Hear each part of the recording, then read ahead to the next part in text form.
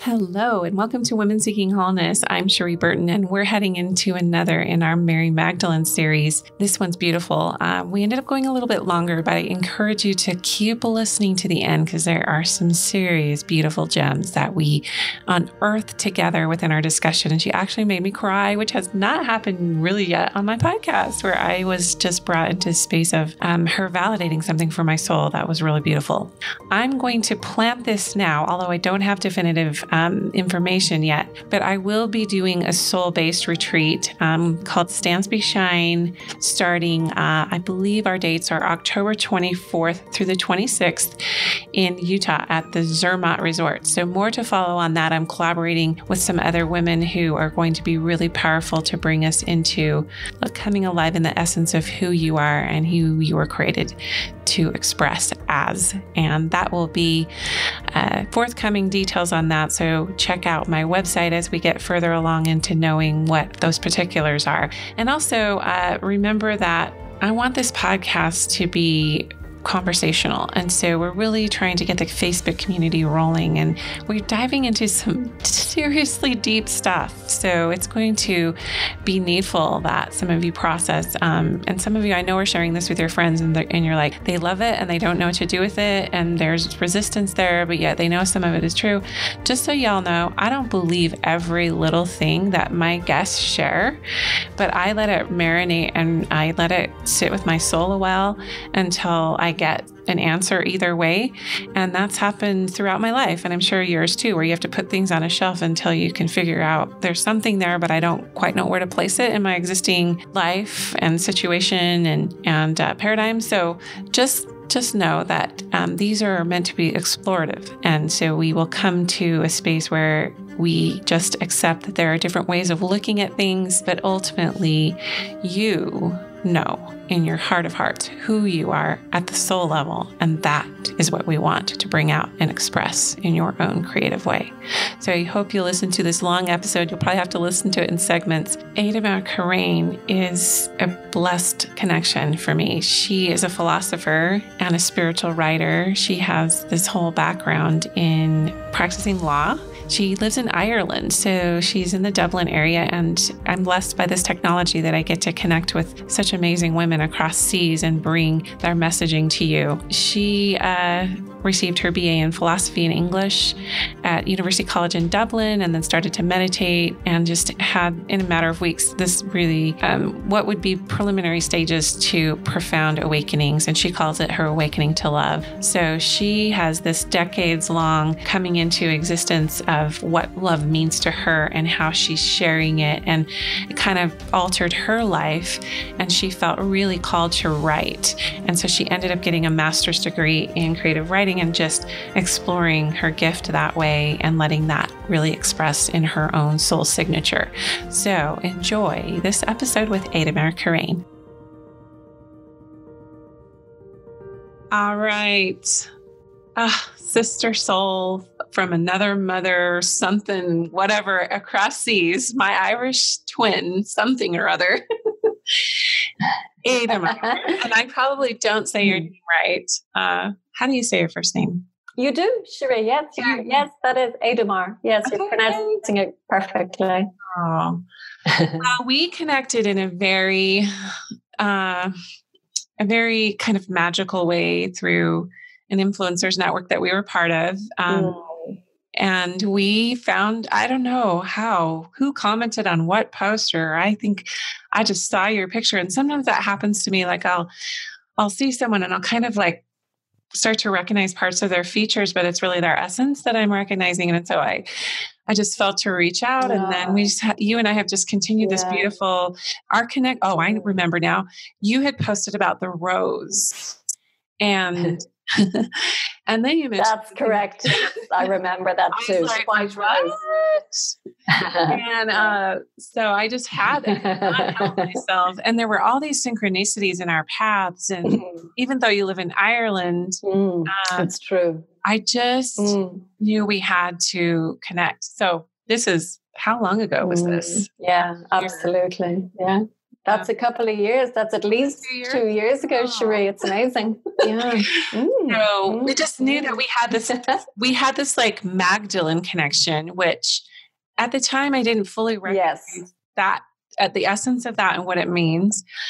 And I knew what I was feeling mystically, and we'll get into that. But I have just seen I've just kind of stepped in the background of my life, and I've kind of laid out the last 5 years, and I've just been like, my soul has been in the driver's seat, and I've just been like, okay, it's like, talk to her, read this book, go here, do this training, and I'm like, yes, ma'am.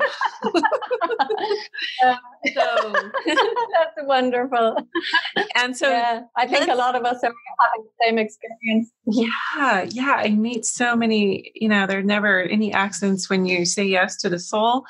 And especially with Mary Magdalene, what I now recognize as her call to action, if you will, in our day and time of soul sovereignty, and owning this divine, feminine, embodied sort of like realness around life, love, and the spectacular body and soul connection. So this is how you and I forged our connection. And I love hearing your voice. It reminds me of my Irish Lynch roots. But what I really want to start with in our discussion, Aedamar, is your journey, because it's so powerful. And just so y'all know, she has written this wonderful book, this memoir around her experiences and her awakenings with the divine. And we're going to talk about mysticism and what it means from a Christian perspective, and how that's sort of been given a bad rap, if you will. But I was privileged to read her a copy of her manuscript, and meaning I'm talking to our listeners. I was privileged to read her manuscript, and I just I was like, oh, that's why we connected. That's why we connected. So even though my experience is different, I love it. So take us through. You were trained in the law. That was your career path. That's right. Yeah, that's right. Yeah. And so maybe if I give a bit of an overview of my career path, that might be a good way into explaining how I've now ended up writing books about spiritual awakening, which is obviously incredibly different career path from the law. So I guess, Cherie, I took up a legal career for absolutely no good reason, Cherie. We were all, our parents were guiding us into what they thought were the best careers, that would really set us up in life. And I got into law as undergraduate, and then I did postgrad, and I started practicing at the bar as a barrister, which in America you call a trial attorney. And there was no particular reason why I chose that career. There was no way that it was a sense of calling in any way. It was just, a path into a career. So what happened at the beginning of my moving away from my legal career really was around becoming a mother. And when I had my first child in 2001, my beautiful daughter, Lara Rose, in fact, I gave her 2 first names, Rose, very much inspired by, what was later to unfold. And when Lara was born, I absolutely just took it for granted that I was going straight back to work again. I was going to be a working mother. That was, my mother had been a lawyer, and she had very much set the ground for me and all of my sisters. I have 5 sisters and I have 1 brother, that we would all be working mothers or working women, pursuing our career in a very serious way. So when my daughter was born, I went back to work when she was 11 weeks old, which is really inhuman when I look back at it now. But I was self-employed, Cherie, and I had there was no type of support available to me as a self-employed barrister. If I wasn't there to do the cases, I just had to hand them over to somebody else. So it was a choice of trying to keep my career going or losing my career, So it was quite a tough time. And what I didn't know, Cherie, and what has been the most pivotal turning point in my life, I did not realize, and my doctor did not diagnose, that I had postnatal depression. And I was suffering in quite a significant way without knowing what was wrong with me. I just thought, okay, Aedamar, this is what it's meant to be like. This is the tough early mothering. These are the tough years that everybody has been talking about. So just, hunker down and get on with it, and don't think that you've got it any more difficult than any of your friends have it. So I didn't realize that actually I had postnatal depression. And so I worked through and I struggled through. And then I was pregnant again 2 years later in 2003. I gave birth in 2003 to our second child, my son, Kuan.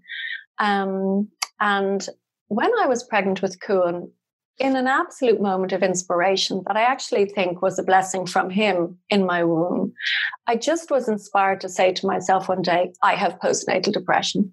And I'll never know how, but I do know that it was an incredible blessing. And so I set about then trying to get help, and I got help. I got the help that I should have had all along. But the thing was that, all of these breakdown experiences, they're incredibly important in retrospect in our lives, because they're the very thing that take us off the regular path of life. These are, they're archetypally the breakdown to break through. And it very much was a breakdown event in my life, which was the beginning of me getting on the path, first of all, the path to my authenticity, and then ultimately onto the path of my spiritual awakening. Not that I knew any of that at the time. So when my son was born in 2003, I said to myself, well, I'm not going back to work, because I really had suffered unduly when I tried to keep the whole thing together when my daughter was born. So I said to myself, and I was lucky that we were able to afford for me to give up work. So I stayed at home with my children, and that was a very beautiful time. And it was a really gorgeous experience of learning to enjoy being a mother rather than the stress that I had enjoyed the first time. So that was a time of healing. And I've always been really naturally interested in psychology. And I know you're a psychologist, and I know you're deeply learned and experienced in all things of the psyche. And I got really interested in reading. I'd always been interested in Freud and Jung and Melanie Klein, people like that. I just would have read their books as a matter of course, during my college years. And that was the type of reading that I was interested in. So I picked them up in a very serious way, because I wanted to explore postnatal depression, and what had gone wrong, and why had I got postnatal depression, and what had triggered it. And so that led me down a path of great psychological depth. And so I was doing, I guess in retrospect, Cherie, I was doing a lot of work on myself without knowing that I was. Without knowing, without knowing that what I was doing was actually exploring the dark night of the soul, the deep psyche. So I was getting to know myself. I was getting to know who I was, and I was moving beyond ego living. I was moving beyond just being concerned with myself, and my mind was being opened to a much bigger picture. Being opened to the whole universal psyche and the whole of the world of the unconscious, and all of these really interesting ideas about what's really important in life. So that was the beginning. That was the beginning of me getting off kind of what I might call the regular track in life, getting out of the legal profession and opening to something different. And one of the really key things that happened to me then, Cherie, in that time as a new mother, was that I developed a really huge passion for creative writing. And I used to write children's stories for my children. I used to write little picture books, and I used to read them to them at bedtime. And as the children got older, I wrote stories for older children, and I became incredibly passionate about creative writing. And as the years went by, I thought to myself, I began to have this kind of longing that I'd love to be a professional writer. And Cherie, at the beginning, I would have thought to myself, well, Aedamar, you're not a writer. You're just kind of playing around at being a writer. I didn't know how to take myself seriously as a potential writer. The way you often think, oh, well, they can do that, but not me. Yeah. That's not something I can do.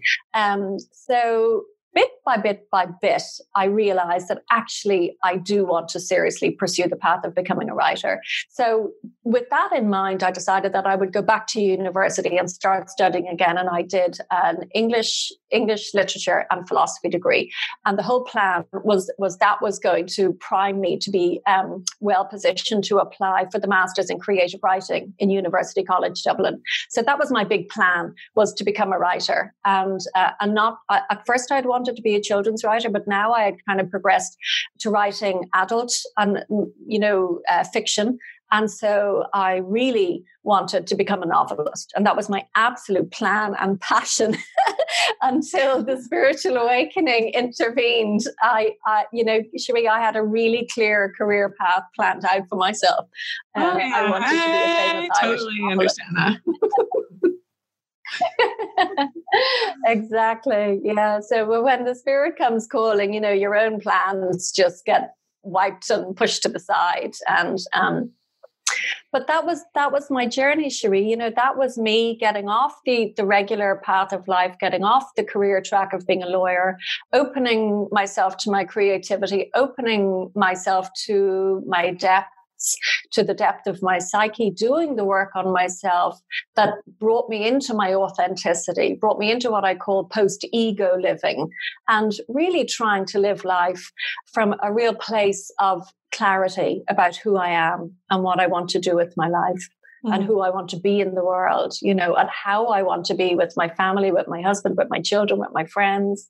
So I felt that I was getting really on track with becoming kind of who I was meant to be, and I was really, I felt almost for the first time in my life, Cherie, as I was going through my arts degree of English and philosophy, I kind of felt for the first time in my life that I had everything together, that all of the parts of my life were sort of working well together, and that I had a clear goal in mind, and that I was going to be a novelist and my future was clear. So I thought.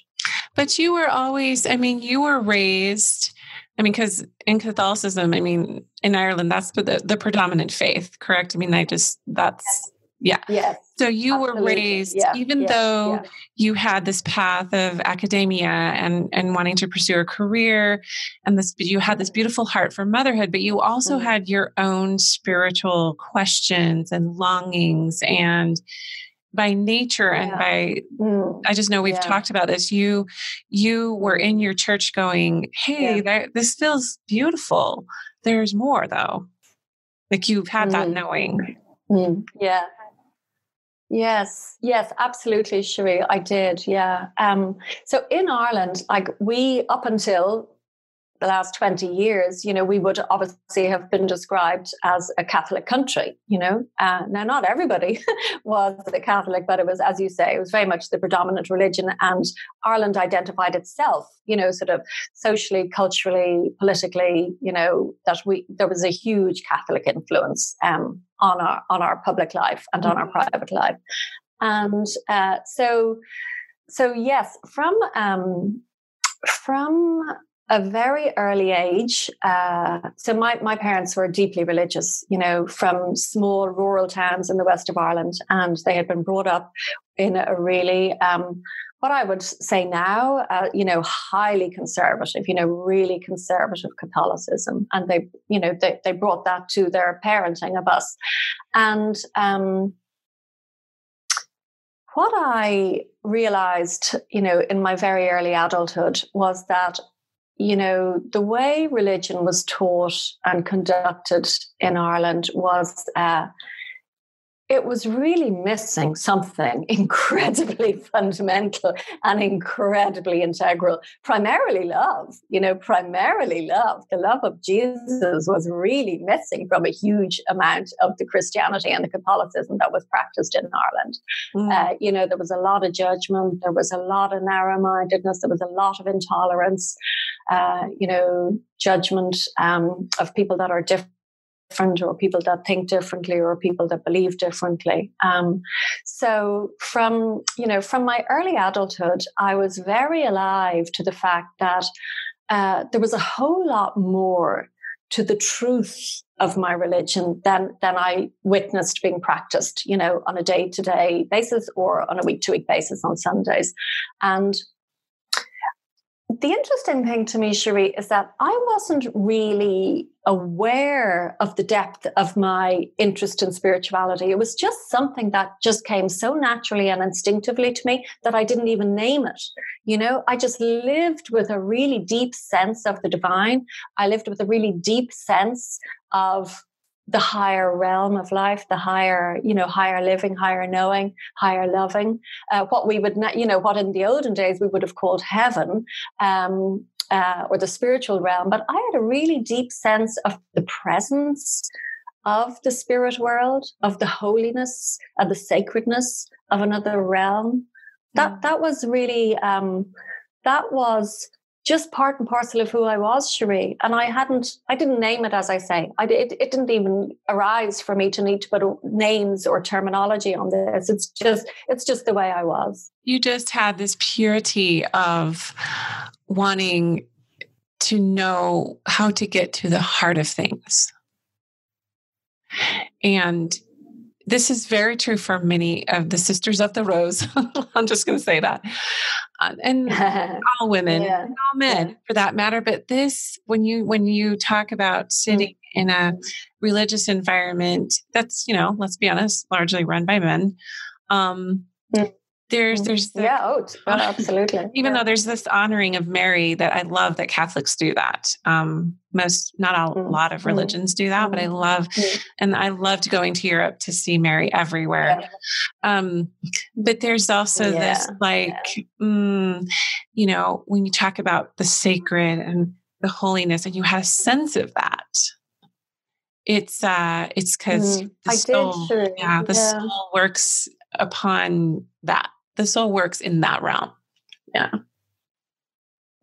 Yeah, that's true. And yet, Cherie, this wasn't in any way central to my interest in life, until my spontaneous spiritual awakening in 2015. These were things that were just kind of, I sort of regarded my spiritual life as sort of a hum that went along in the background of my life. It wasn't in any way central to me. I wasn't a searcher, or I wasn't a spiritual seeker in any way. I was interested to read. But to read spiritual texts and to read mystical texts and to read mystical theology, I was interested, but I wasn't a seeker. But when my spiritual experiences started happening, obviously, I took a deep dive into reading a whole lot more. So I love that you experienced it before you read about it. Yeah. Mm-hmm. Yeah. So you're in the throes of young motherhood, and you're trying to balance the career or the path, and then literally 100% of the time that I talk to somebody who's getting ready to emerge onto their true path, there's a breakdown or a breaking point. For you, it was postpartum depression. For many For many women, it's a depressive episode of some sort. It's a soul sickness, and it stops you in your tracks. Yeah, absolutely it does. Yeah. And it's like as if it just redirects your life, and it's as if all control is taken out of your own hands, because you're not in the driving seat, as you said at the very beginning, you're not in the driving seat of your life anymore. Something bigger than me and bigger than the person has come into our lives, and we're almost at the mercy of the winds that are blowing. And at the time, you're just trying to get through the day. You're not in any position to kind of take charge of your life in any sort of self-directed way. But what happened to me was in 2007, I had this incredibly profound experience, which now I can say was a mystical experience at the edge of the Atlantic, the west coast of Ireland. And I'd love to share that with you, Cherie, because that was the second big turning point in my life. I love that story. Depression. I love it. Share it. Yeah. So, I'll share it with you. And so I'll just sort of contextualize it a little bit. So that was 2007. My children were still very young. So my son was only about 4, my daughter was about 6. And we were on holidays in the west of Ireland, the edge of the Atlantic, overlooking the Skellig Rocks. I don't know if you've ever heard of them. They're these magnificent black stony cliffs that rise up out of the Atlantic Ocean just off the west coast of Kerry, Valencia, just off Valencia Island where we were staying. And these rocks were inhabited by Augustinian monks in the 4th century in Ireland. And so they were living, in this monastic, isolated, small religious community. And the rocks, Cherie, have this, just like you were mentioning about Sarah's retreat, that the land, there's a sacredness that you could feel coming up from the land. Yeah. Well, the same thing applies to the Skellig Rocks. There is just this sense, this aura of just otherworldliness, Cherie, that you just feel with all of your energy when you're looking out at those rocks. And they are still a source. They are still a place where people love to visit. Now, they're a tourist attraction, but I think a huge number of the people who go would be deeply soulful people, who'd be interested in going out. It's not a very pleasant journey out to the rocks, and they are difficult to manage. If I've never done it, but climbing them is dangerous. People have fallen off the cliffs to their death, so it's not something to be undertaken lightly. It's a serious undertaking to go out to the Skellig Rocks.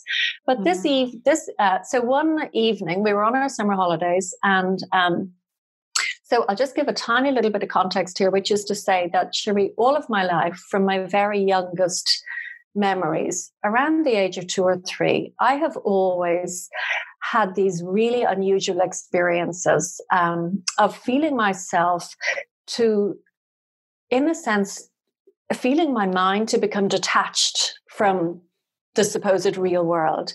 I used to have these all the way up until 2015. I had these experiences where I would just feel myself kind of to go into what I would now call an altered state of consciousness. But at the time, I had absolutely no idea what was happening. But I would feel my mind sort of come to be removed from the ordinary world. And it was like as if I became an observer, as if life was happening in front of me, but I was detached from it.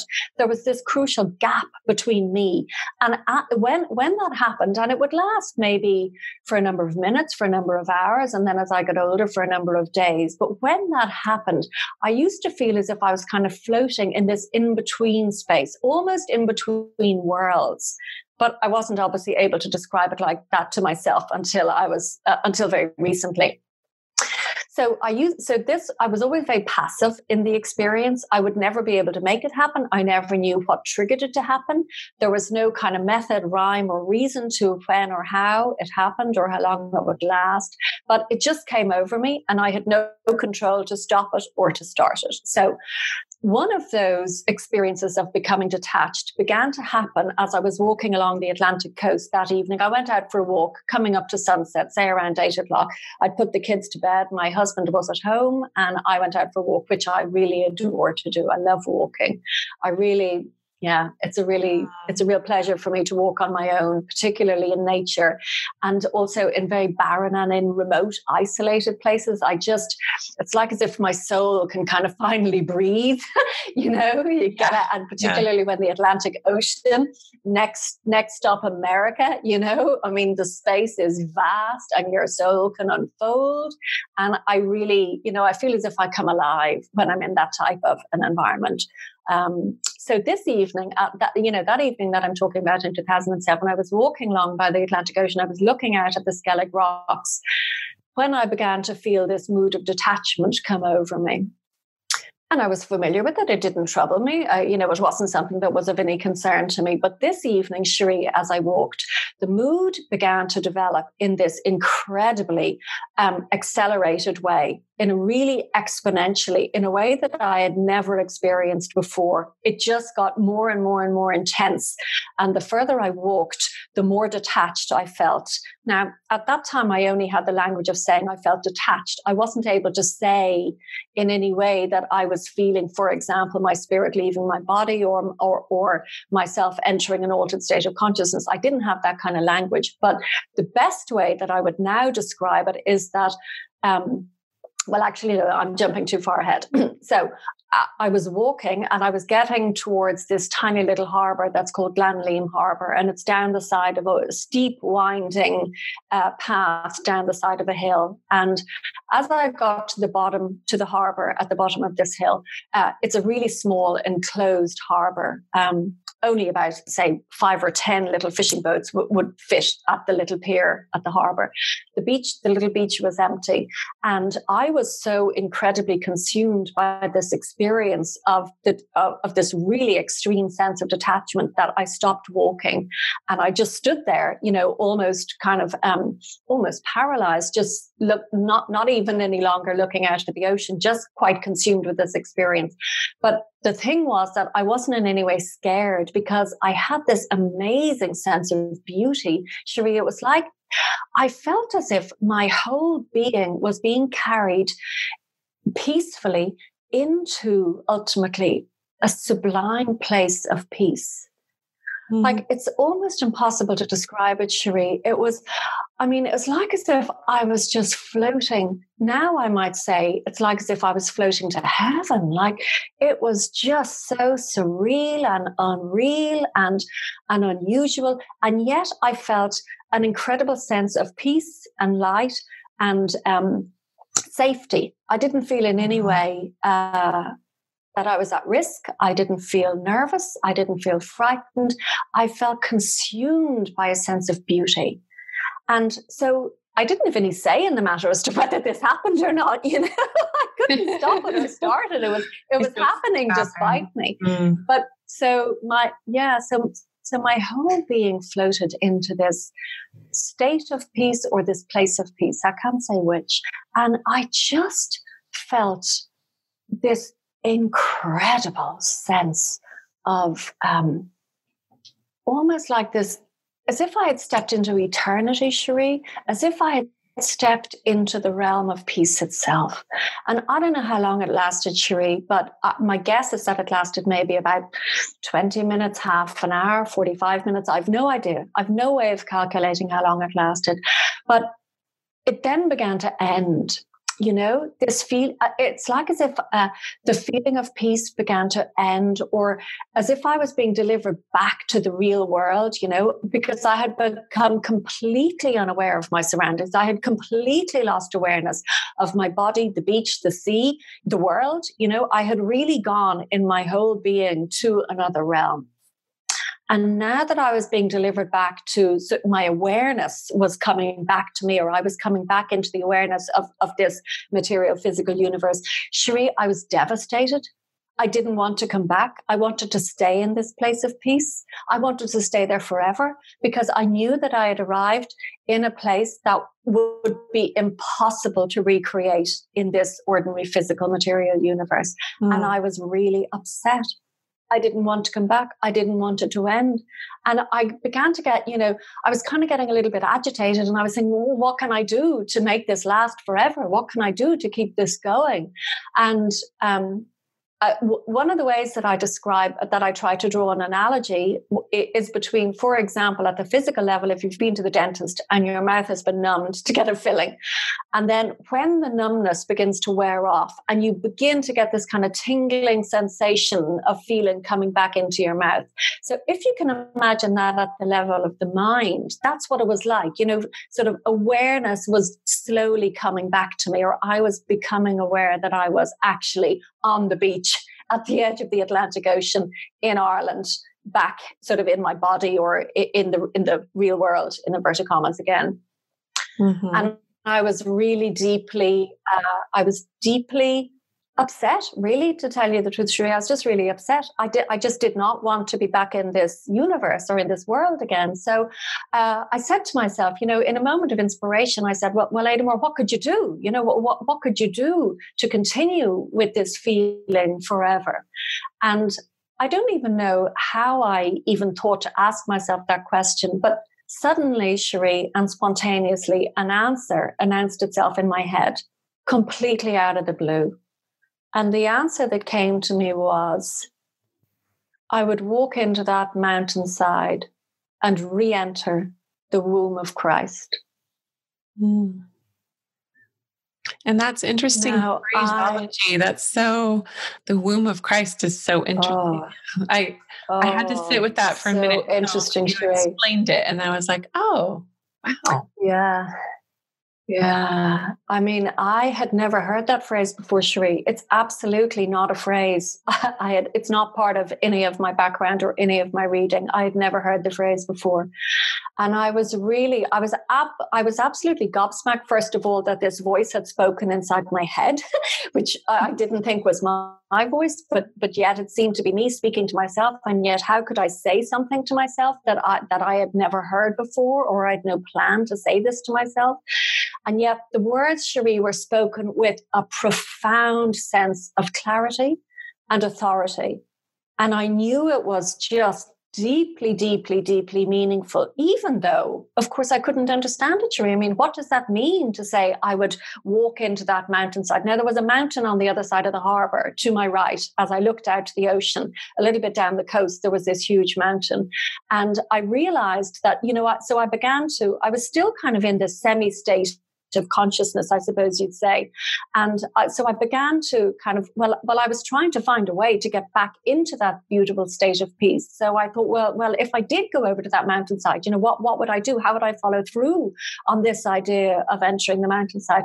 And I began to kind of just spontaneously visualize myself, Cherie, going over to the mountain. And I visualized myself laying myself flat on the ground with my arms outstretched. And funnily enough, that makes the sign of the cross. You create the shape of the cross when you lie flat down with your arms out to the side. And what I visualized was me melding with the earth, like really my body sinking in and like really just becoming a part of the earth. Not as Aedamar different to the earth, but as Aedamar part of the earth, like becoming earth. It was just incredible. And I realized that if I could, I knew I couldn't, but if I could lie on the mountainside and if that could happen, I knew that is how I would re-enter the womb of Christ, that I would enter eternity. I would enter the eternal life of oneness with Christ, with God, with life itself. And to say that I was blown away is an understatement. Well, and just let me just speak to that a little bit, because, I've had... Yeah, please do. I think if there was an adversarial, disembodied, you could say Satan, evil spirits, whatever we want to call it. We know there's this oppositional force on the planet. Yeah. If they had a big goal, it would be to get people out of nature, because you cannot help when you lay on the earth. You cannot help but feel this. I love how you put it. Kind of, melding into the earth. It's like to meld with the earth. To meld, to sink into it. Yeah, we are made from these elements, and the soul of Mother Earth, and there's some imagery there, but it's like we are earthen vessels. And yes, Cherie, absolutely. Through and through we are. Absolutely. We're made out of nature. Our bodies are part of nature. You're so right, Cherie. Nature is so incredibly important to the spiritual journey. Mm-hmm. And I think we edge it out with spirituality. We sit in these confined spaces that have like fluorescent lights, and there might be beautiful music, and there might be beautiful sermons, and there might be all these things. But my most profound experiences with God have come in nature. So I just wanted to affirm your experience with that, because most of the women that I've talked to who've had these mystical experiences, they typically happen either in the confines of your bed chambers at home or out in nature. Sorry, excuse me. Yeah. Oh, you're absolutely right, Cherie. It's either, to my experience, it's primarily in meditation or in nature. And the church can provide some very beautiful music and some very sacred, rituals, but they're not primarily designed to elicit a mystical experience in the people, in the congregation, in the people who are gathered in the church. Right. And that's really, that's the point of difference between what may or may not happen in the church and what is what you can almost be guaranteed will happen when you go out into Mother Nature. Yeah, really commune with the nothing. There is literally no way. And this is why children just get muddy and they just know this. Yeah, and dirty. Yeah.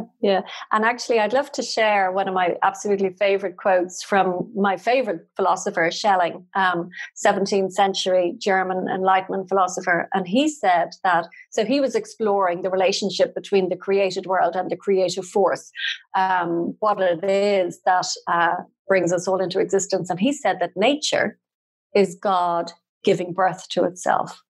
Ooh. And Cherie, when I read that one evening preparing for a tutorial, do you know what? It was like as if just a bolt of energy just went through me, Cherie. I was just transfixed. And I thought, I have been waiting all my life to hear this truth. It just articulated something that I knew with my being. I knew with the unconscious or an inarticulate part of my mind. And, sometimes people just articulate a truth and they've said something really profound for you. And that happened that night when Schelling said that to me. And I almost felt that he said it to me, across 300 years or however long we've been separated. Nature is God giving birth to itself. And, then you're open to the sacredness of nature, Cherie. Then you're really alive to the fact that nature is the manifestation of God. And we're part of nature, of course. Mm-hmm. So this is the physical, natural manifestation. This is how the divine principle and the intellectual divine mind chooses to manifest in physical form in the natural world. So of course it's sacred. And of course it's something that we should just really treasure and care for and really revere, and just be very, very alive to the sacredness of nature and to be open to all of the beautiful spiritual experiences that can happen when we do feel that way and when we do relate that way to Mother Nature. Beautiful. And I just, you and I talked about this, but I just came back from the absolutely most stunning, spectacular soul embodied nature retreat with Sarah Beek. Wow. Who was the first lady interviewed on this podcast series on Mary Magdalene. And yes. There is such I listened to that interview. It was fascinating. Well, there's just such power in getting your feet in the earth, and almost everyone that I talk to, the underpinning. If I ask, most of the women that I interview on this podcast, I'm like, "Okay, give us a tip," and almost all of them say nature. It doesn't matter what their path is, or medical doctors, beautiful. Everyone, they're all saying the same thing. So you laid beautiful. On the ground, beautiful. You laid in the earth, and you felt this immersion. No, in my mind. Okay. No, sorry, Cherie, just to correct that. No, I visualized what it would be like to lay on the earth. I just visualized that in my mind as the way in which, what would be needed for me to get back into this state of incredibly deep peace. And what I understood from what I had heard in my mind, walk into the mountainside and re-enter the womb of Christ. So I was trying to visualize how could I make that happen, knowing that I couldn't make it happen, obviously. But so I just visualized melding with the earth. But I didn't actually try to do it. I didn't think it would happen. I didn't think I would achieve what I wanted to. No, what I did, Cherie, was that I just really I became very sad, actually, in the moment. I became sad that this experience of deep and eternal peace, I became very sad that was now lost to me. And I began to walk back home. The sun was now setting across the Atlantic Ocean, across the horizon line. It was an incredibly beautiful evening. But I walked back to the holiday home so reluctantly, Cherie, because I thought something incredibly profound has happened. I don't know what it is. I don't know how it happened. But my life is now different. Something really major has shifted. A tectonic shift, like a shift in the tectonic plates of my life has happened, but I don't understand what that is. I knew my life was going to be different, but I didn't know how, this whole new thing had opened up to me, and I had really almost no way of understanding it. So I walked back to the house, to the holiday home, like just really very slowly, Cherie. I can still remember like how slowly I walked down the country roads, just thinking, wow, I want to go back to that place of peace. And I thought in my mind, if only I knew what to do with my life to be able to create that state of peace in my ordinary life, I would do that thing, whatever it takes.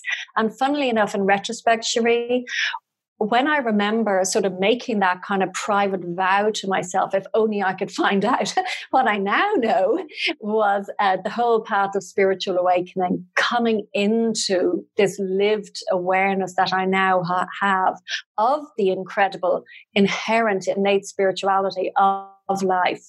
Now, I suppose I'm kind of blessed to be living that truth now, Cherie, because I'm really deeply aware that this is the spiritual awakening that we're all invited to actually live from this state of peace, this mindset of peace, this mindset of love. We're all invited to live from that in our everyday lives. And that's what I'm trying to do now. But it took me about 7 years to figure that out. Well, isn't that beautiful that, and this is something I'm coming into myself, of finding joy in seemingly mundane tasks or things that are required of us. We have to get up, we have to feed the children, we have to do these things. And there can be some resistance because it's not as glorious or seemingly glorious as some other pursuits we could be involved with. Sure. And so I absolutely, Cherie. Yeah. Breathing into, dancing while I'm doing the dishes or looking out at the window while I'm, it's just like there has to be sort of this sacred dance of moving and flowing with life and the rhythms of the earth and our bodies. Beautiful. So when we disconnect, when we disconnect from nature, we disconnect from the divine. So I just wanted to say that when you talked about creating peace. But that's so beautiful, Cherie, to hear you. Yeah. And you know what I'd love to sort of reflect back to you, Cherie, is exactly what you're saying, is that living from a place of peace and living from a mindset of love, it's a practice that we have to develop. It doesn't come automatically or naturally. Like, you can have as many spiritual moments as you like, sort of in the beautiful sort of experience of a meditation or out in nature. But you've got to get back with your regular day-to-day life and the challenges of day-to-day life. But the thing is to train ourselves to live from the higher mind. So that when you wash the dishes, you're doing it with a different frame of mind. You're doing it, in an enlightened way, but you're still washing the dishes. You're still caring for young children. You're still doing the shopping, but you're doing it in a different way. You're allowing yourself to be informed by the principle of love and peace in everything that you do. And that's a practice to be developed. There's no doubt about it. Yes. And as I say, if there's any kind of opposition in this world, it's to take you away from that sacred stillness. And the productivity, your productivity goes down and your health suffers and all kinds of things. So I love that you kind of went from being this, kind of, that was probably just a pivotal piece of your journey moving forward. How long did that take to kind of integrate where you had awareness of, I need to do this other thing? Yeah, well, what's interesting, Cherie, was that I did, at that time, back in 2007, when that experience happened, I did have an instinct that this could have been a mystical experience. I did have that instinct. Now, I've always been interested in mysticism. I frequently have read the mystics over the years. I'm a big reader. I've always been a huge reader. So that was part of the reading that I covered, was reading the mystics. And when I used to read them, say in my 20s and 30s, I used to read them with this sense of awe, like, wow, aren't they so lucky that happens them? These are other people, and this kind of a thing would never happen to me. I never had the slightest expectation that I would ever try to pursue becoming a mystic, primarily because people like St. Teresa of Avila, the absolute appalling purgations that they went through, getting up at 3 a.m, not eating, punishing themselves, being really hard on themselves, praying endlessly, being on their knees 10 hours a day, those kind of things. There's no way I was drawn to try out any of those things with the view to becoming a mystic. Like, if that was the price you had to pay, there's no way that was something that I would consider doing. And I probably would have thought you had to be a nun, actually, for there ever to be a chance of a mystical experience. So back in 2007, I was very familiar with the mystics' description of their out-of-body experiences. So I had some inkling that this could have been a mystical experience. So I began just very sort of tentatively to read in Christian mystical literature. And I started with St. John of the Cross, and I read, the first two books of it. So he has a trilogy. There's the Ascent of Mount Carmel, The Dark Night of the Soul, and I can't remember what the third one was. So I read Ascent of Mount Carmel first, and then I read Dark Night of the Soul. And Cherie, he frightened the life out of me. So he was a 16th century Spanish mystic. And I suppose I do now have to bear in mind that he was writing in or about the time of the Spanish Inquisition. And, women were being burnt at the stake, left, right, and center for supposedly unorthodox, heretical views and spiritual practices. So he was basically waving this incredible, alarming red flag. And he said, if you are having unusual spiritual experiences without practicing this, really intense levels of purgation and, self-denial and asceticism and praying morning, noon, and night, if you're not practicing those types of really strong religious practices and you are having experiences of the light, he said, you must believe that this is the devil in disguise. Hmm. And that frightened the life out of me. And that actually stuck. That belief stuck in the patriarchy.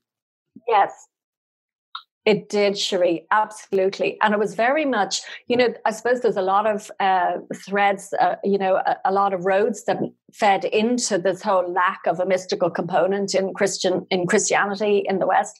Not so much in the East. The Greek Orthodox Church, they very much embraced the whole mystical component of religious worship, but not in the West.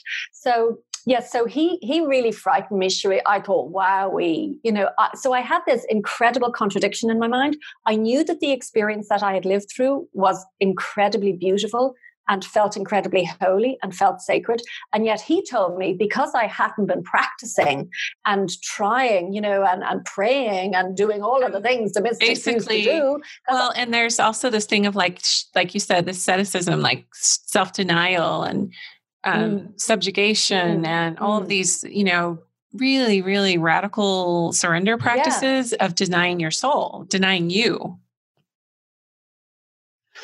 Exactly, Cherie. Yeah, and I hadn't been doing any of them. So who was I to think that this could have been a mystical experience? That was the kind of the warped logic that I had going on in my mind.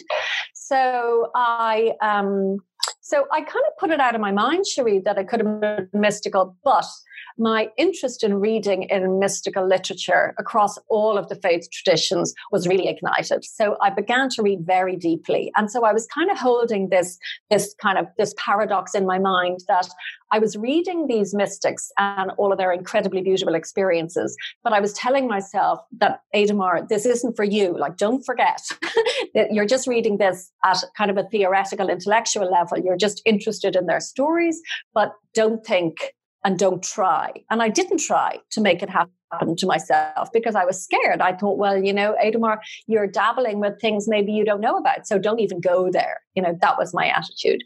But what happened then, sort of on my path to my spiritual awakening, was it's really interesting that my awakening actually happened through studying philosophy. So so that was 2007. And then I went back to university to do my arts degree in English and philosophy in 2010. And I did it part-time because I had young children. And so I was able to structure my timetable around being able to be at home with the children and going to college while they were at school. So I did it part-time over 5 years. So that was 2010 to 2015. And in 2015, we started studying some philosophers that impacted me really, really, really deeply in terms of explaining my unusual experiences of feeling myself to become detached and to sort of go into kind of another type of consciousness. And I had never told anybody about them, Cherie. I'd never spoken about them to another living soul because I didn't know how to explain them and I didn't know how to understand them. I didn't have any language for them. I didn't have any context for them. I had no concepts. But suddenly philosophy opened up this whole rich avenue for me because two philosophers in particular really changed the course of my life in terms of giving me the understanding that I needed. And the first one was Heidegger. And he described exactly my moods of detachment. And he said that what these moods are essentially a call to authenticity. And he said that, I'll just back up a tiny little bit there. So in philosophy, the philosophers are looking for the fundamental principles of life. Like what is the most foundational explanatory principle for life? And what Heidegger said for him, the deepest and most foundational principle of life is being itself, being with a capital B, existence with a capital E. He said that there is nothing more foundational you can say about anything except the fact that it exists. And that really struck me so deeply, Cherie, the fact that something exists. And I really deeply believe this now, that if we could really respect, honor, really stand in reverence before the existence of other people and of nature, of all things that exist, if we could stand in reverence before all other things, we would immediately, Cherie, really enter a state of awe. Because when you stop, you think of your children, Cherie, like think of somebody that you love standing before you. And there are moments when you just say, I just, just so deeply touched by the very fact that this person exists. You're in a state of awe, and you're also in a state of love, and you're in a state of mind where you could never harm anything else that exists when you're in that state of really profound reverence before the existence of other people and of. So Heidegger really opened my mind, to that sense of awe at existence itself. And then he went on to describe this call to authenticity. And, what struck me most, Cherie, was that he was describing this shift out of maybe you might call ordinary awareness into extraordinary awareness. He was describing it as if it was happening to everybody all the time. And I was thinking, how come I never came upon this before? I've been reading all my life and nobody's ever described this. So it was pretty mind-blowing for me because now I had an explanation. Now I had words to describe this feeling that I'd had all my life of kind of shifting into sort of another state of being or another state of mind, or as he said, you're shifting into your authenticity. You're shifting into, and also he said that we're passive in the experience, that we're invited by being itself. Now, I would now use the term God for what Heidegger called being. So I would now say that it is God, it is the divine, which is inviting us into these different spiritual experiences, as part of our spiritual awakening. And I think this is what a huge number of women in particular are experiencing at this time in the world, Cherie. Yes. You too, me too, we're part of this. Women are experiencing these unusual. We don't understand what they are yet. We're not even really sure that this is part of a spiritual awakening, or that a spiritual awakening is trying to happen in us and through us, because we're just so unfamiliar with the signs of a spiritual awakening. We've lost touch with that whole part of life in Western culture and Western civilization. Wow. You kind of hit that on the head. I think we're getting a little echo here, so let me adjust something about women having these experiences and not knowing where to place them, or if they're founded in deception, or because it's just, the way of God is mystery. And I have come to peace with that. that while there are some universal truths that are unchanging and, definitely, I hold sacred in my heart as a sacred beliefs, there's also this, 99% of what we think we know, we actually don't actually know. But there's, with all of our senses, sight, sound, taste, touch, whatever. And so we make these, I guess you could say, there's myths, there's stories, there's all kinds of ways that we entrain that to make sense in the logical mind. And so one of my favorite sayings to kind of speak to what you're talking about philosophy is, who you are cannot be thought. It must be experienced. Who you are must be experienced. Yeah. But let's define mysticism, because it kind of piggybacks on mystery. And then let's talk about how Mary Magdalene came to be part of your experience. Yeah, sure. Okay. So, mysticism. This is a word that kind of, people's, you're on high alert when you hear somebody talking about mysticism. And really, I'd really love us all to just really welcome mysticism as a really natural life event, another way of describing a spiritual awakening. And so there's different levels of the mystical experience. And I think it very much starts with the experience of feeling and knowing at the deepest imaginable level with your mind, your body, and your spirit, feeling the connectedness of all to all, feeling the profound oneness of everything that exists. And I think anybody who is able to tap into that sense of connection and relatedness of all to all, and I'm saying all spelled just with the small a and then the big A for the second all, so the connection of all to all, the oneness of everything.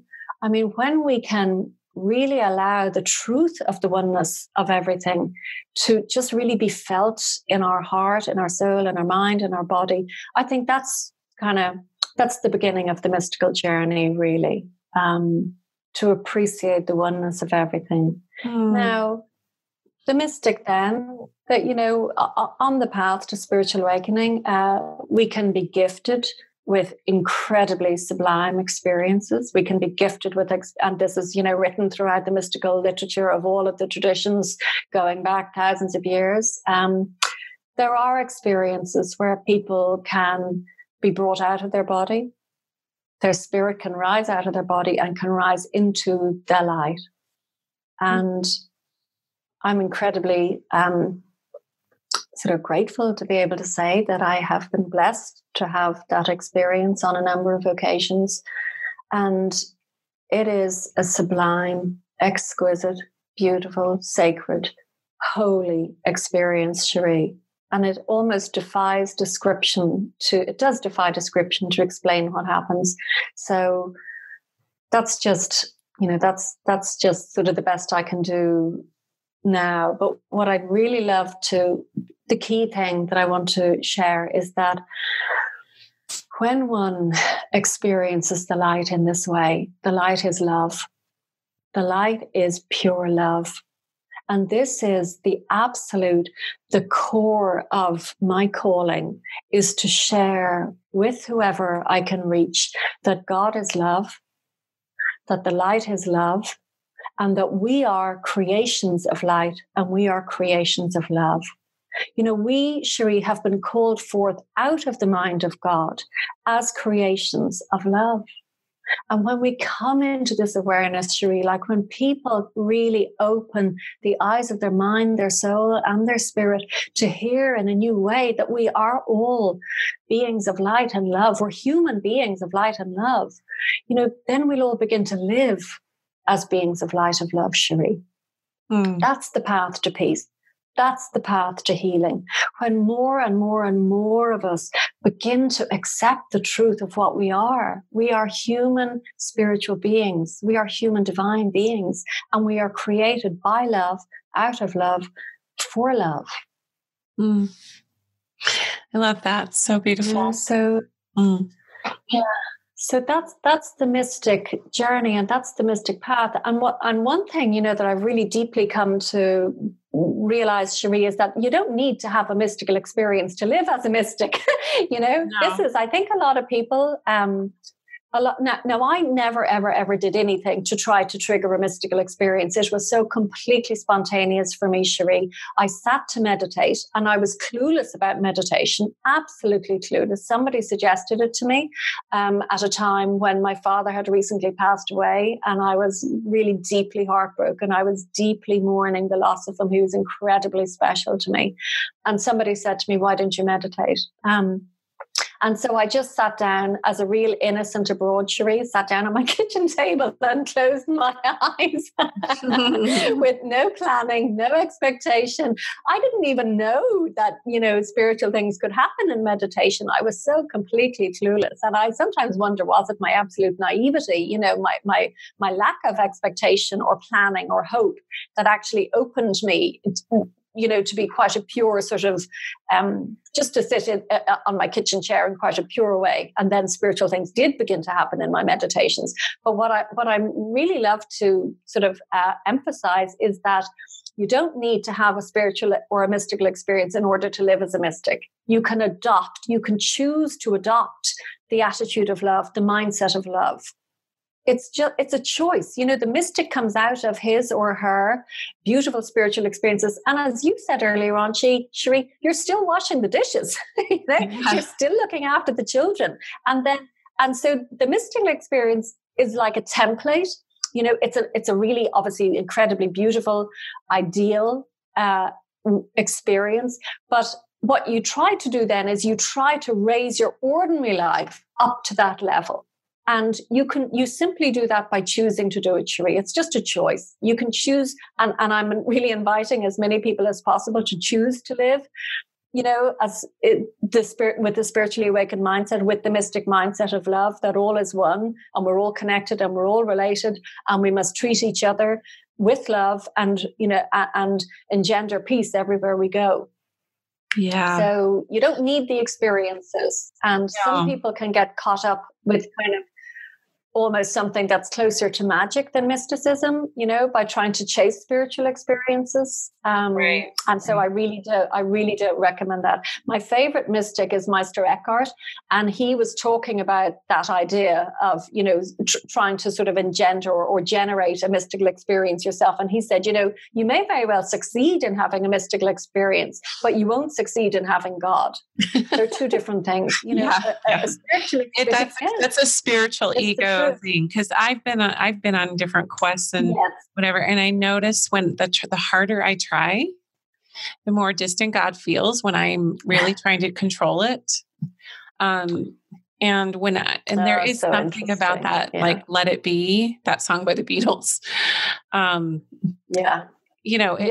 think about that because it's just here I am in this space, and if you trust in divine timing, it comes. And actually, Deepak Chopra said, if you detach from the outcome, it comes to you in the most perfect way. I love Eckhart Tolle too. Yes, he was the first teacher on my path. I found one of his books. I think it was The Power. What was the name of that book? A New Earth. It was called A New Earth, and I found it in a bookstore many years ago. But okay, so tell me how Mary Magdalene comes into your view as it relates to sort of your awakening. Yeah. So a couple of things. For some reason, Cherie, all my life, I have had a really strong love for Mary Magdalene from when I was young. When I first knew her story, growing up in the Christian tradition, I had a strong sense of connection to her. Now, I never questioned it and I never investigated it. It was just the way it was. She was like, after Jesus, she was my favorite person in the Christian story. And when I was exploring the experience of 2007, and I was reading deeply in mysticism and in the Gospels then as well, I was reading them with a new set of eyes. I read the Easter story of when Jesus rises from the dead on the Easter Sunday morning, and Mary Magdalene is the first person to whom he reveals himself as the resurrected Lord. Now, Cherie, when I read that this time, my body just like exploded with kind of a spiritual fire. And I just felt the incredible importance of the fact that Mary Magdalene was the first person to whom he revealed himself. And I just thought, there is so much significance in this. Why is this not a huge part of the Christian story? Why are we not really deeply recognizing the importance of the fact that she was the first to receive the revelation of the risen Christ? And so I was gobsmacked, and I was shocked, and I was appalled. And it really began my questioning mind as, where is Mary? Where is Mary Magdalene in the Christian story? And why isn't she more predominant and more present, given that she was the first to receive the good news, Yeah. So that was probably, that was quite a turning point for me. And it really turned on my questioning mind. And and also it played into the fact that I had a lifelong love for her. So when my spiritual experiences began to start in 2015, when I started meditating, as very much as a matter of course, I would say when I meditate, Cherie, even when I began the meditation, even though I was very naive, I did have an intuitive sense that there was almost, and I say intuitive rather than kind of conscious, this is at an unconscious level. When I would sit down at the kitchen table or at my desk in my study to meditate, I was very alive to the fact that there was something sacred about this. And I actually also always did and always do remove my shoes when I meditate. I'm very guided by, the beautiful Old Testament story of when Moses approached the divine and the divine said, remove your shoes, you're standing on sacred ground. And I hold that sort of as a template for how I approach meditation. I've always approached it as something sacred, even though at the beginning I wasn't kind of consciously aware of what I was doing. But I always used to invoke Jesus and Mary Magdalene together. They were always the people that I invoked as I sat down to meditate. Even just to say their names, sort of to bring in their blessing on what I was about. So Mary Magdalene then became more and more and more present to me as my spiritual experiences unfolded. And I have been incredibly blessed to have had visions of the light of Jesus and Mary Magdalene together as the light, so the light. So this is obviously way beyond ordinary human vision. I'm talking about just a whole other level of seeing, spiritual seeing. So it's difficult to describe. So I'm not for a split second saying that I have seen Jesus and Mary Magdalene, but what I'm saying is I've had very blessed and holy experiences of being brought into the presence of a light form that I have understood with my higher mind as being the presence of Jesus and Mary Magdalene. And they have been very kind to bless me with some messages. And the primary message that both of them repeated to me on many, many, many, many occasions was, speak love, teach love. Mm. So simple, but so profound. Oh, Cherie, so simple. They're so economical. Any messages that I ever received, they're so incredibly precise and economical. They don't waste time. They just cut to the chase. And Mary Magdalene said to me on a number of occasions, she said to me, speak as I was not allowed to speak. Mm.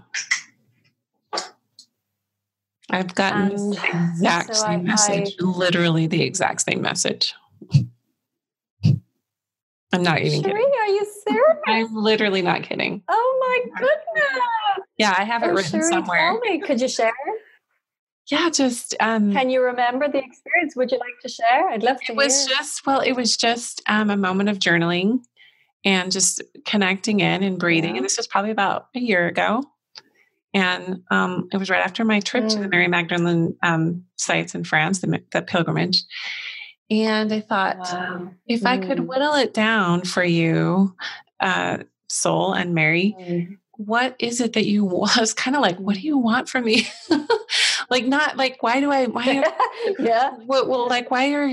so obsessed with you? Why is this on my heart? Why is this in my soul? Why am I feeling, what is going on? What do you like? And then she said that. What do you want? It's just like, and it was powerful. It was a sweet power, but it was like, basically what you said, because I was not able to speak. And that's why I love the Mary Magdalene movie, because I mean, the very end of the Mary Magdalene movie that never really got a lot of press with Rooney Mara and Joaquin Phoenix as Jesus. Almost the very, very end is that she said in that movie was, I will not be silenced. I will speak. Wow. And I think she speaks through many women. That movie. Wow. Yeah, it's beautiful. But yes. Oh, that's so beautiful, Cherie. Yeah, that's beautiful. Well, please do. You are. I mean, you are already speaking for her. I mean, look at this whole platform that you've created to speak for her. So thank you so much for all that you're doing. Amazing. So I became, and then, reading these beautiful books by Sarah Beek and by Megan Watterson, there's this amazing Magdalene energy that is really coming to the fore, Cherie. And Mary Magdalene is trying to speak through anybody who will make themselves available to spread the word of love, to spread the beautiful word of the marriage of the masculine and the feminine divine energy. That's really what she and Jesus represent, is the marriage of the masculine and the feminine, the union of opposites, the coming together of all as one. So, so women are really being called to speak. Yeah, they are, and there has been a collective silencing. It's still happening. And so it takes a tremendous amount of groundedness and I would say earthenness or embodiment to have the courage to speak what is true that doesn't really fit into the current constructs that we are. And I kind of want to wrap our discussion with that because you and I both have a love for Christianity and a deep, deep connection to Christ. And just having this religious upbringing that we both have on different sides of the world and different faith traditions, but just knowing that it laid a foundation, but also, we also have this awareness of how there's just been this collective edging out within traditional Christianity, even New Age and new religions and institutions and a lot of these organizations in general, leaving out the direct experience, giving people the permission to have these profound and maybe not so profound, but deep knowing, right? Of more and the oneness, the all. It's bigger than religion. It's bigger than a construct or a belief system. It's much bigger than that. Yeah. So how did you come? Oh, yes, love that and accept that. Yeah, absolutely. Yeah. Yeah. Well, do you know what, Cherie? Actually, from as soon as I kind of understood about mysticism, probably in my 20s, I had a really instinctive understanding that Christianity had gone really badly wrong by leaving mysticism out. Because what's happening is that you just guide people in your religion with just rules and regulations. And the priest is the intermediary between the ordinary people and the divine realm. And so the priest supposedly controls your relationship with God, and the whole point of life, to my mind, is that we would experience a direct relationship with the divine, with whatever word you want to use, God, light, life, energy, being, consciousness, the cosmos, whatever word, the universe, whatever word you want to use to describe the greatest power, the greatest creative power of all. The whole point of life is that we would experience a direct relationship with that power. And the thing that religion does is that it inserts itself in between us and that experience, and it tries to take control. And of course, the reason being, presumably, is because it's a way of controlling the people. You say those mystical experiences aren't for ordinary people; they're only for a very elite few, and you're not one of them. Know, and like my first experience, if you do these certain things, you might qualify. Or if you, like you were saying with St. John of the Cross, every religion has a checklist. Every leader, if you will, has things, and you'll get this result. And it's not the mystery. That's not how the mystery works. Yes. Yeah. And there's even a scripture that says Christ employs. And in fact, there's a scripture that I think it's in the New Testament that Christ doesn't employ a servant at the gate. It's you and him. That's so beautiful. It's the truth. It is the truth. It's direct, I mean, we are what God is. If you really deeply, truly believe in the oneness of all, then you've got to believe that you are the same. You're made out of the divine, by the divine, as the divine is. If the divine is love and the divine uses its own being to create whatever it wants to create, it creates beings of love, and we are those beings of love. So one of the things, like I was thinking about this afternoon, Cherie, in advance of our talking, and I was thinking about the church, and it's like as if what they do is they sort of impose this glass ceiling on what you're allowed to experience within the religious tradition. So I really deeply believe that, Christianity, I don't know about in America, but in Ireland, Christianity has just died a death. It is talk about going from previously an incredibly predominantly Catholic country and to swinging to the complete other end of the spectrum where Christianity is almost like a dirty word. Now, there's obviously there's a sadness in that too, but there was so much wrong with the Catholic Church in Ireland that it almost needed to implode. There was so much wrong with the child sex abuse scandals, with the oppression of women, with the which is literally happening in every. It happens in every religion, every single religion. Suppression of child sexual abuse and oppression of the voices of and spiritual gifts of women. I can almost unequivocally say every large religious institution has that, including my own religion. So, yes. At some point, they all have to have a reckoning. There has to be a reckoning with what is happening. Yeah, and that's now. And so what I think, where I see the future of, and I don't even particularly like to use the word Christianity anymore. So I'm calling it a new Christianity in my mind. I'm just sort of exploring ideas at the moment. And what I'm thinking is that, the future for humanity is mysticism. The future, the healing of the awful state of humanity and the healing of our beautiful Mother Earth, which is almost at the point of complete destruction. The healing comes through us all entering the mystic mind state, the spiritual mind state of recognizing the inherent spirituality of life in all of its forms.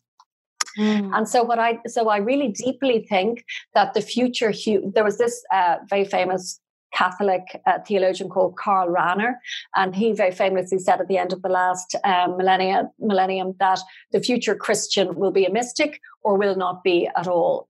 And so I'd really like to take that further and say the future human will be a mystic or will not be at all. Because until we all enter this beautiful spiritual awareness of the inherent spirituality and divinity of life and of all of nature, until we enter that mindset, we're just going to continue on our nosedive towards self-destruction. So the call really has gone out, and led very much by Mary Magdalene and by other spiritual figures. The call has gone out for us to come home to our sense of self as human divine beings. And so the future of Christianity, and I think the future of every other religion, if there is a future, lies in mysticism. Beautiful. And I've heard it couched in different terms. Like everybody's kind of like waiting for, the rapture or the, a new earth and all these things. It's like, no, we can create that now. We can create that one heart at a time. I've heard it called Zion, in the faith tradition, it's being Zion or pure in heart. Well, yeah, pure in heart in your own personal connection to the divine, your own soul. And it's like when enough people wake up like that, and it's no longer such a stigma or such a duality, then I think you're right. I think that's when we see that healing in humanity is when they own their sovereign soul and their own divinity inside. That will quick, and it's happening in mass. Actually, it's happening to a lot of people. It's not, I shouldn't say in mass yet, but it's happening quite a bit. Yeah. So when you give your power away, it really is. Yeah. You give that power away. That's not mysticism. Mysticism is owning your divinity and not in a prideful, egoic way. Absolutely, Cherie. No. Oh, you've just really articulated it beautifully, Cherie. Absolutely. And that's what's needed. You're absolutely right. And I often think of the idea of the second coming in Christianity, that Jesus supposedly will come again. Well, I don't really subscribe to that idea. What I subscribe to is the idea that we are called to create the second coming. We have everything we need in our beingness to create peace on earth, to create heaven on earth, if we would just do it and stop living in this idiotically finite mindset, enthralled to capitalism, enthralled to material goods, enthralled to the really small things of life, until we sort of just break free of that glass ceiling, of what life is really all about. Until we break free into sort of the absolute beauty of life as love, when we do that, then we create the second coming. Then we create the perfect life on earth. And I really deeply, truly, truly believe that this experience of life on earth, in accordance with all scientific explanation of the Big Bang, all completely consistent with all of that, I really do believe that our species is gifted to create heaven on earth.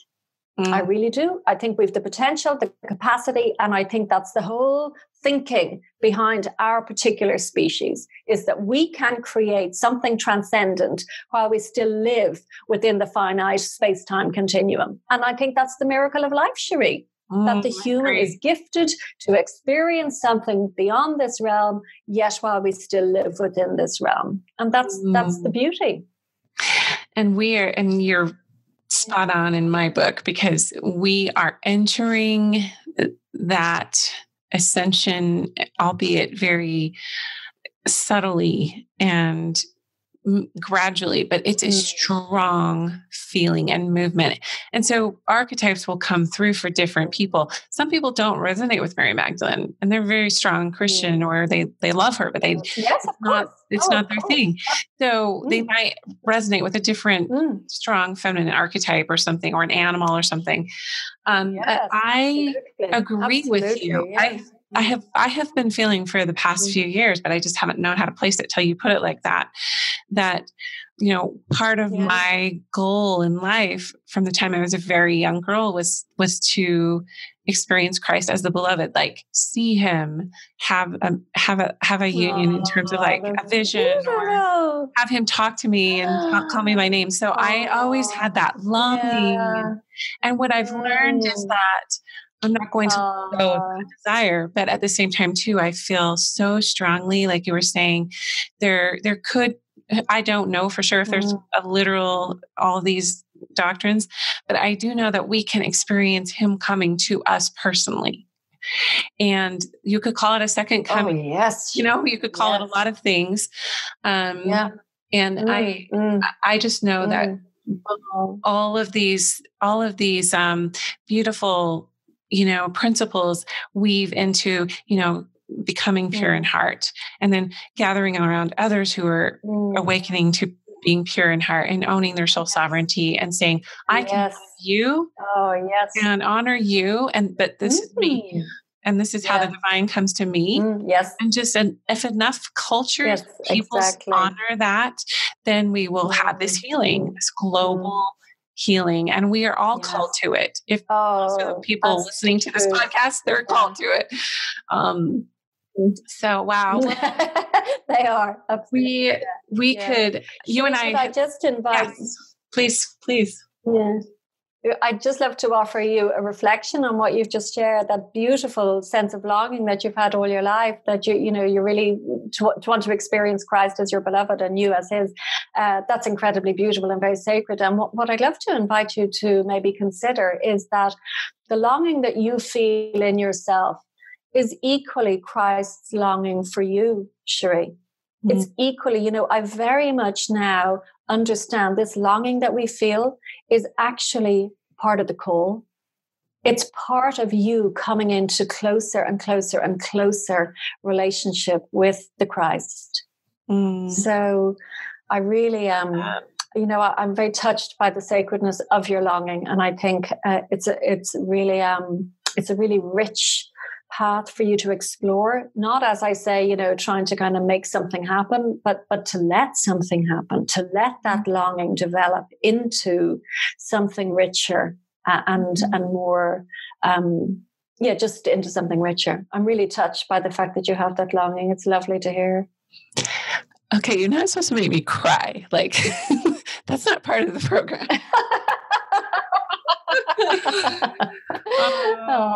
They're holy tears, Cherie. That's beautiful. It's just it feels true. So thank you for that. And I think as women, we don't often think that, and that was one thing that came up at this retreat. We were sitting in our final session last week, or it was just a few days ago, actually, and we had just been enveloped in the beauty of soft, nurturing, nourishing nature. And all of us were going around the circle, kind of like, I told you this, but it was a former Native American space for these wisdom keepers, very anciently, and it's been preserved and kept. But we were thanking the land, and a 20-year-old girl in our group, by far the youngest girl, female that was in our retreat group, she said, "You know what? I'm really feeling like this land is thanking you for showing up, and she longs for you. Wow. This land wanted you." And it was just like a shift in our scope. And we all just started perspective. falling. Yes. Oh, like, why? Oh, my body's on fire. That's so beautiful. It my was goodness. beautiful. Out of the mouth of a young woman.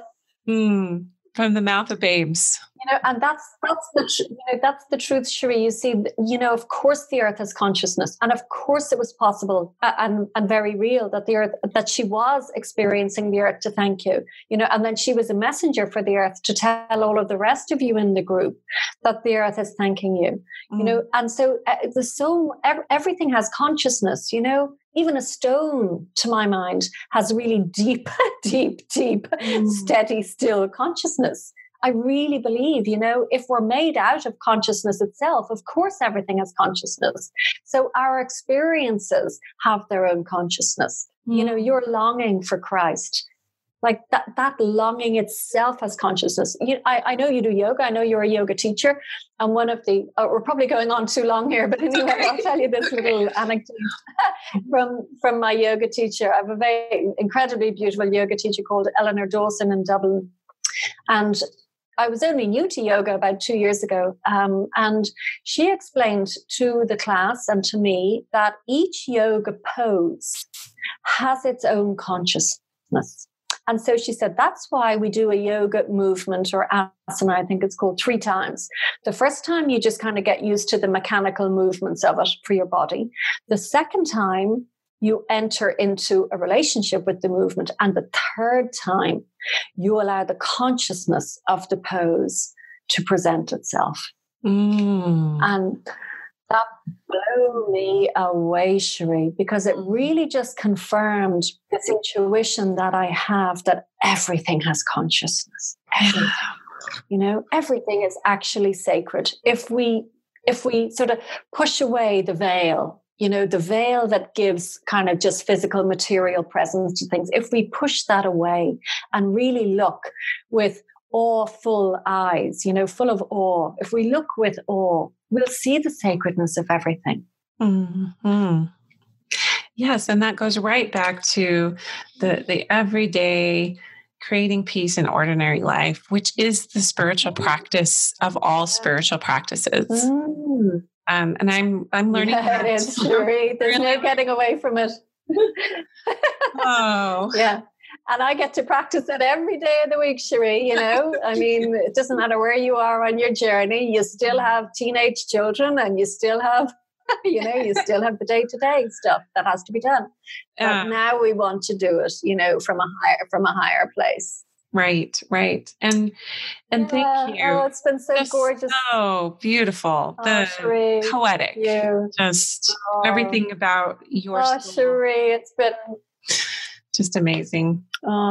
It feels like it has just been, it's been the pleasure of my soul to share with you, Cherie, because I've never really told my story to anybody before. So it's just so beautiful that you create such a sacred space, for all of the women and the men that you interview, and particularly for this Mary Magdalene series. It's just, I really feel as if my soul has kind of been singing this evening, and I'm really grateful to you for making that possible. So my deepest thanks to you, Sister of the Rose. Sister of the Rose. And I honor you and your path. And I will I'm going to plan a trip to Ireland at some point very soon. I've been there once in the land. Oh, wonderful. So we will be, I'm sure you and I will be doing some event or something. I just feel it. So yeah, I'll bring you down to the Skellig Rocks when you come. Oh my gosh, I can't even imagine. I went to Giant's Causeway, and that's when you were talking about the rocks, I was thinking Giant's Causeway, but I'm sure they're much more, Giant's Causeway is more touristy now. Yeah. So, yes. Skellig Rocks are a different league. Yeah. They're at the mystical end of the country. Yeah. Well, listen, Cherie, it's just been such a pleasure and a joy. Thank you so much. And I'm really grateful to you for including me in this very special series that you're doing about Mary Magdalene. So thank you for giving me the opportunity to speak, to speak for her and to speak her back into the Christian story and to speak her into the future.